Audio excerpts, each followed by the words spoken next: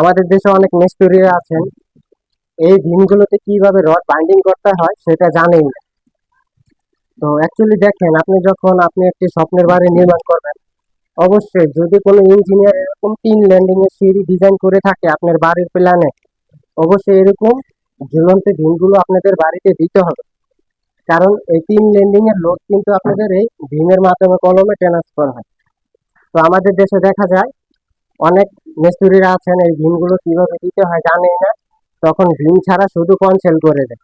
এতে কিন্তু আপনাদের যে 3 ল্যান্ডিং এর সিঁড়িটা এটা কিন্তু দুর্বল হয়। তো অবশ্যই আপনারা যখন এই সিঁড়িগুলা করবেন, এরকম সিঁড়িতে ভীমগুলো দিয়ে দিবেন। ঠিক আছে? দেখা গেছে এই ভীমগুলো করতে কিন্তু অনেক সময় লাগে, অনেক পরিশ্রম হয়। ঠিক আছে? আবার অনেক ভেজালও।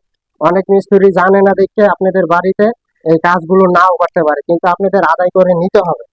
কারণ আপনাদের সিঁড়ি যদি দুর্বল হয় তাহলে কিন্তু ভূমিকম্পের সময় আপনাদের বাড়ির ক্ষতি হবে।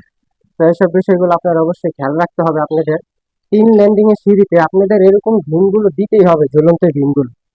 ঠিক আছে? মিস্ত্রির থেকে ফাঁকি মারার সুযোগ দেওয়া যাবে না, যে আমার ডিজাইনে যেভাবে করা থাকে সেভাবে আমার কাজটা করে দিতে হবে। এই ভীমে রড কিভাবে বাইন্ডিং করতে হয় অনেক মিস্ত্রি কিন্তু জানেই না। তো এইসব বিষয় খেয়াল রাখবেন আপনারা যখন নির্মাণ কাজগুলো করাবেন, এই ভীমগুলো দিয়ে দিবেন। সম্মানীয় দর্শক, আসসালামু আলাইকুম ওয়া রাহমাতুল্লাহ। সম্মানীয় দর্শক,